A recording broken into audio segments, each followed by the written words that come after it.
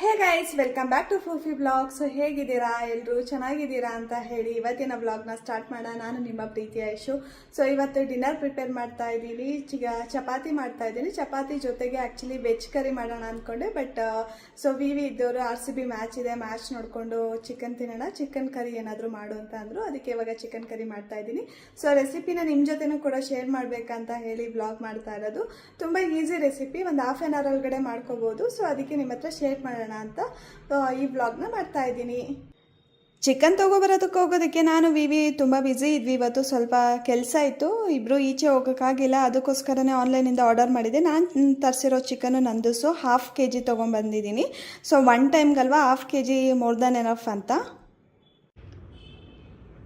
Chicken ತೊಳೆದ್ಮೇಲೆ ನಾನು 1 ಸ್ಪೂನಷ್ಟು ಜಿಂಜರ್ ಗಾರ್ಲಿಕ್ ಪೇಸ್ಟು ಮತ್ತು 1 ಸ್ಪೂನ್ ಉಪ್ಪು ಹಾಕಿದ್ದೀನಿ. ಚೆನ್ನಾಗಿ ಮಸಾಜ್ ಮಾಡ್ತಾ ಇದ್ದೀನಿ ಈ ಥರ ಚಿಕನ್ ಪೀಸ್ಗಳನ್ನ.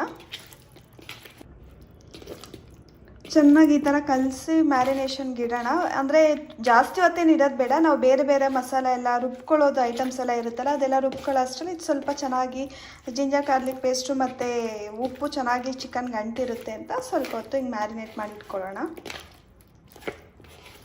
ಇಲ್ಲಿ ಪೇಸ್ಟ್ ರೆಡಿ ಮಾಡ್ಕೋಬೇಕು.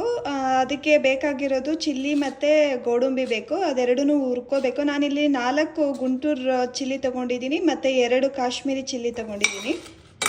ಫ್ರೈ ಮಾಡ್ಕೊಳ್ಳೋಣ ಸ್ವಲ್ಪ, ಒಂದು 2 ಮಿನಿಟ್ಸು.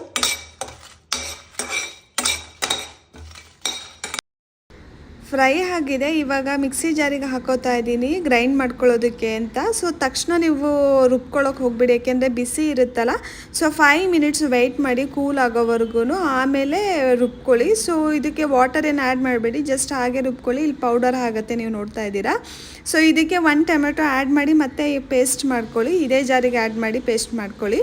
ಸೊ ಪೇಸ್ಟ್ ಎಲ್ಲ ರೆಡಿ ಮಾಡಿ ಇಟ್ಕೊಂಡಿದ್ದಾಯಿತು. ಸೊ ಇವಾಗ ಒಂದು ಕಡಾಯಿಗೆ 3 ಸ್ಪೂನಷ್ಟು ಎಣ್ಣೆ ಹಾಕ್ಕೊಂಡು ಬಿಸಿ ಮಾಡಿಕೊಂಡು ಅದಕ್ಕೆ ಆನಿಯನ್ ಹಾಕೋತಾ ಇದ್ದೀನಿ. ಚಿಕ್ಕದಾಗಿ ಕಟ್ ಮಾಡಿರೋ ಆನಿಯನ್ ಹಾಕಿ, ಆನಿಯನ್ ಆ್ಯಕ್ಚುಲಿ ನಿಮ್ಮ ದೊಡ್ಡದು ತೊಗೊಂಡ್ರೆ 1 ಆನಿಯನ್ ಹಾಕಿ, ಇಲ್ಲ ಮೀಡಿಯಮ್ ಸೈಜ್ ಇದ್ದರೆ 2 ಆನಿಯನ್ನ ಕಟ್ ಮಾಡಿಬಿಟ್ಟು ಹಾಕಿ.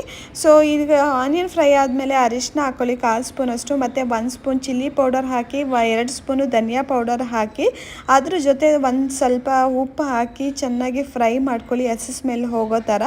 ಫ್ರೈ ಆದಮೇಲೆ ಒಂದು 2 ಮಿನಿಟ್ಸ್ ಫ್ರೈ ಆದಮೇಲೆ ತಳ ಹಿಡಿಯೋದಕ್ಕೆ ಸ್ಟಾರ್ಟ್ ಆಗುತ್ತೆ. ಆ ಟೈಮಲ್ಲಿ ಒಂದು ಸ್ವಲ್ಪ ವಾಟರ್ನ ಆ್ಯಡ್ ಮಾಡಿ ಮತ್ತೆ ಇನ್ನೊಂದು ಮಿನಿಟ್ ಫ್ರೈ ಮಾಡ್ಕೊಳ್ಳಿ.